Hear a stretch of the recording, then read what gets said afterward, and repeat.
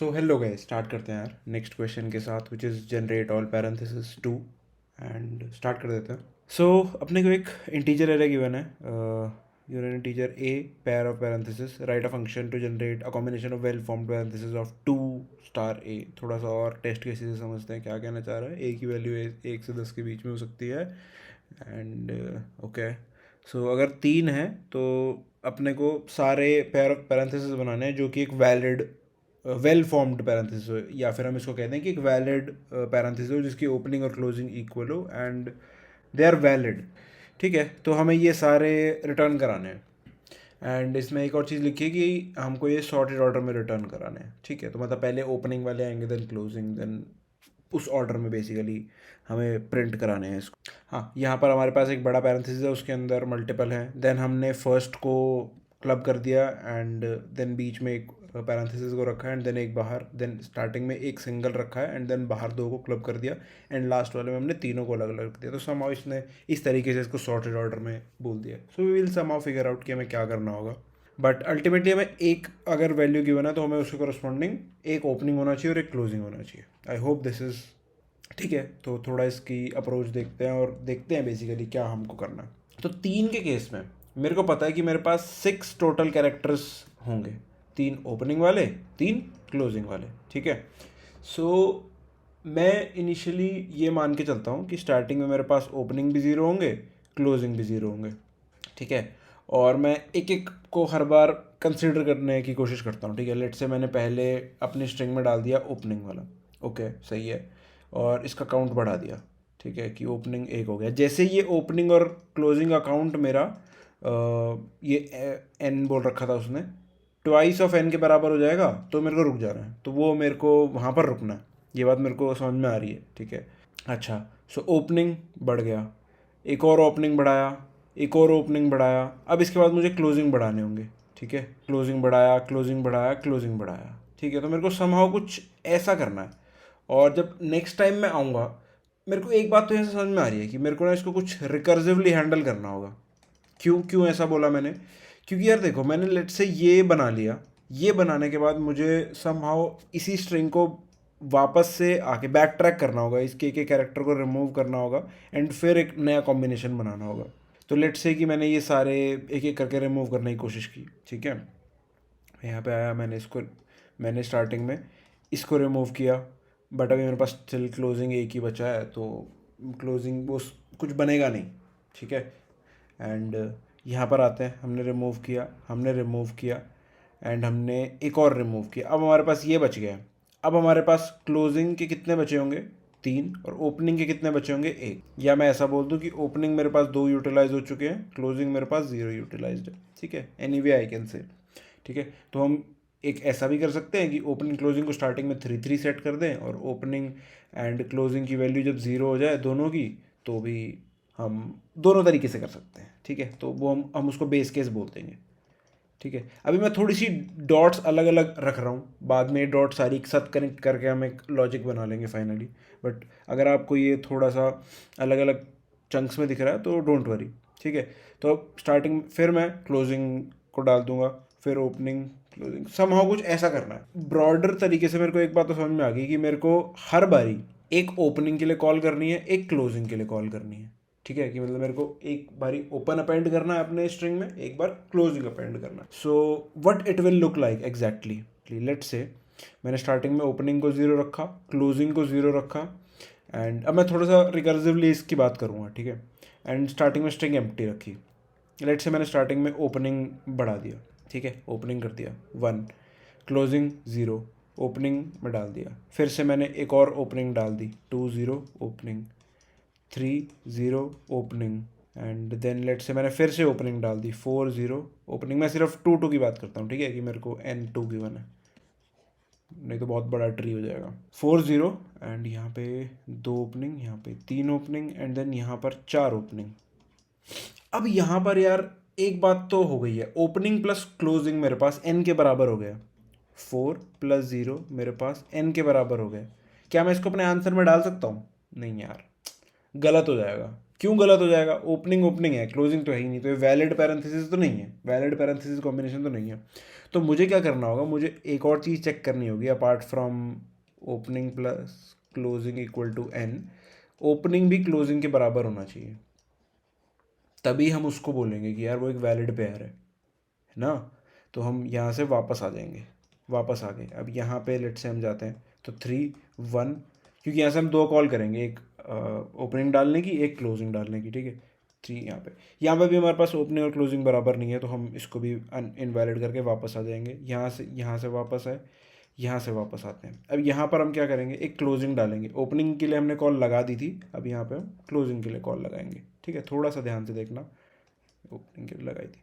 So 2 1 and opening opening closing, ठीक है। तो अभी काउंट 3 है, एक और लगाते हैं ओपनिंग, ठीक है। सो 3 1 एंड ओपनिंग, ठीक है। 3 + 1 4 है, but opening not equal to closing, हम नहीं इसको कंसिडर करेंगे। यहाँ पे आते हैं 2 2 और क्लोजिंग एंड क्लोजिंग, यहाँ पे हमने ओपनिंग डाला था, यहाँ क्लोजिंग डाल रहे हैं। तो अब यहाँ पर यार कंडीशन फुलफिल हो गई है हमारी, जो दोनों हमको रिक्वायर्ड थी, opening plus closing equal to N and opening equal to closing. तो हम इसको अपने फाइनल आंसर में डाल लेंगे। वापस आते हैं, थोड़ा सा और ट्रैक करते हैं इसको, ठीक है।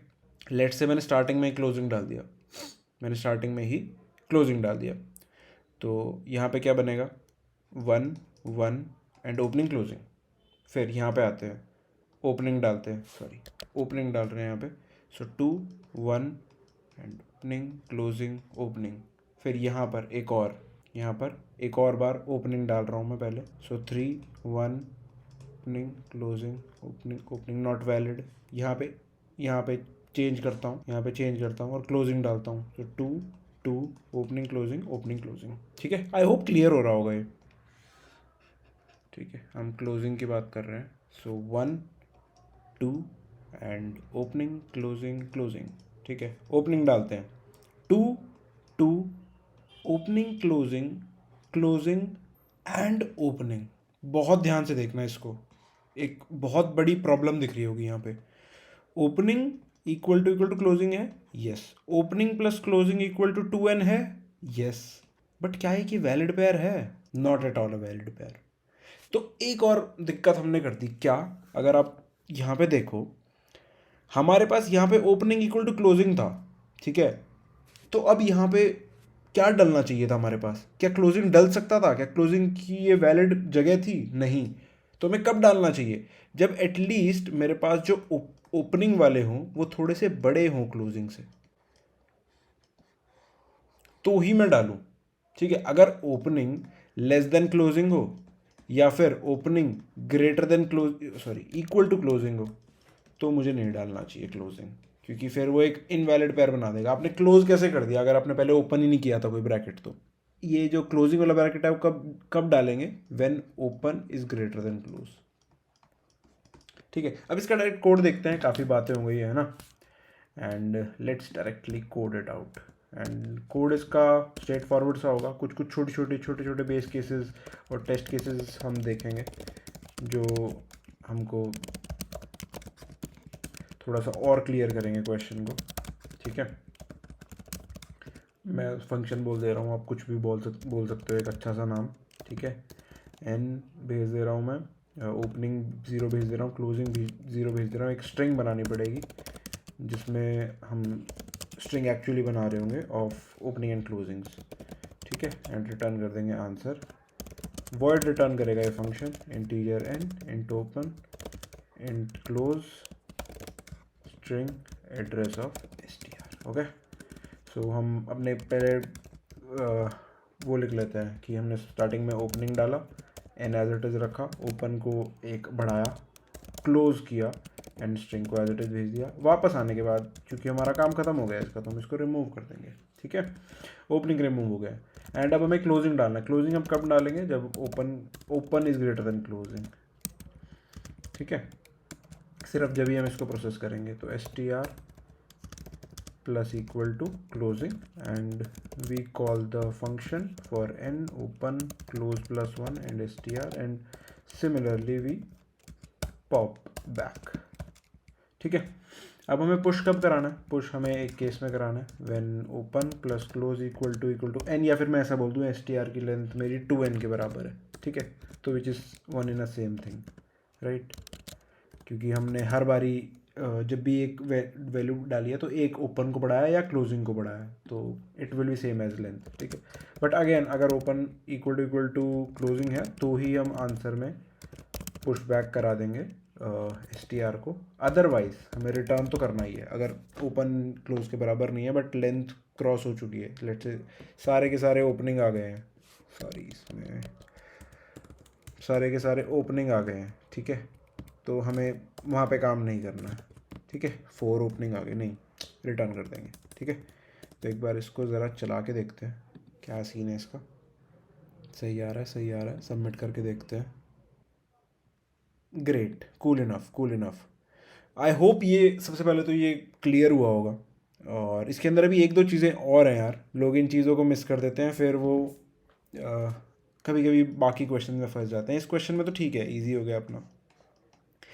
बट आपने एक चीज़ यहाँ पे देखी होगी यार कि ना ये कॉल बहुत ही ना अननेसेसरी है। एक बात बताओ, अगर मेरे को 4 वैल्यूज़ डालनी है जिसमें से 3 ही ओपनिंग हो गई, क्या मेरे को आगे बढ़ना भी चाहिए? मेरे को ये बताओ। 2 से ज़्यादा तो मैं ओपनिंग डाल ही नहीं सकता ना यार, तो ये इसके आगे तो बढ़ना ही नहीं चाहिए था। अगर 2 ओपनिंग आ गई है फिर ओपनिंग डालने का क्या मतलब हुआ? यहाँ पर भी लेट से जैसे 2 और 1 ऑलरेडी ओपन जो है मेरा वो n के बराबर हो चुका है, मैं फिर से ओपनिंग डाल रहा हूँ। This is totally waste of my memory, ये टोटली वेस्टेज है मेमोरी की। तो मेरे को क्या है, एक चेक लगा लेना चाहिए यार, एक चेक लगा लेना चाहिए क्या, कि जो ओपनिंग है ना यार, ओपनिंग है वो अगर लेस देन है ना तभी अपना काम करो ना यार, ये ओपनिंग वाला तभी काम करो, ओपनिंग वाला अननेसेसरी क्यों करना है?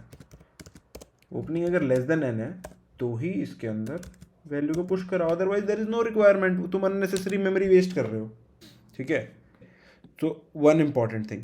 सेकंड, अगर ओपन लेस देन एन है, ठीक है, और ओपन जब ग्रेटर देन हमारे पास क्लोजिंग होगा, अगर मैं यहाँ पर बताऊँ, हमने एक और बेस केस में एक चीज़ लगाई है कि open plus close equal to 2n and open equal to close. क्या कभी ऐसा हो सकता है अब करंट सिनेरियो में कि ओपन प्लस क्लोज मेरा 2n के बराबर हो जाए बट ये ना हो? कैसा होगा कि open is not equal to closing? क्या ऐसा हो पाएगा? ओपन n से ज़्यादा नहीं हो सकता, क्लोजिंग जब ही जाएगा जब वो ओपन से छोटा होगा, ठीक है। अगर ओपन n पहुंच जाता है, क्लोजिंग भी मेरे पास n तक पहुंच जाता है, तभी ये कंडीशन में जाएगा, अदरवाइज ये नहीं जा पाएगा, ठीक है। ये क्लियर हो रही होगी ये बात, तो मुझे ये चेकअप लगाने की ज़रूरत ही नहीं है, ठीक है। And let's test. और अगर इसमें थोड़ा सा डाउट आ रहा है तो मैं एक एग्जांपल से बता देता हूँ। लेट्स से मैंने n3 रखा था, ठीक है, ओपन स्टार्टिंग में 0 है, मैंने ओपनिंग डाला, मैंने एक और ओपनिंग डाला, मैंने एक और ओपनिंग डाल दिया, ठीक है, 3 हो गया। अब उसके बाद ये कभी इसमें नहीं जा पाएगा, फिर ये सिर्फ क्लोजिंग में ही जाएगा, क्यों? ओपनिंग क्लोजिंग से बड़े हैं, तो क्लोजिंग क्लोजिंग क्लोजिंग, ठीक है, ये तो बन जाएगा एक केस। वापस जब यहाँ पे आएंगे अपन, ये हटेगा, ठीक है। अब क्या ये यहाँ पर रुका हुआ था, नेक्स्ट टाइम ये क्लोजिंग को डालेगा एंड फिर से अब हमारे पास ओपनिंग लेस देन n है, तो वी विल पुट इट, ठीक है, we will put it and then फिर से हमारे पास सिर्फ एक क्लोजिंग बचता है। तो समहाउ अब हमारे पास कॉन्फ़िगर्ड हो गया कि अगर ओपनिंग n के बराबर हो जाएगा उसके बाद ही क्लोजिंग n हो पाएगा, ठीक है, और अगर दोनों n होंगे तभी ये 2n हो पाएगा। So I hope this is clear. बहुत छोटी छोटी चीज़ें थी इसके अंदर। अब आ जाते हैं यार इसकी टाइम कॉम्प्लेक्सिटी पे। इसकी time complexity and space complexity क्या होगी, ठीक है।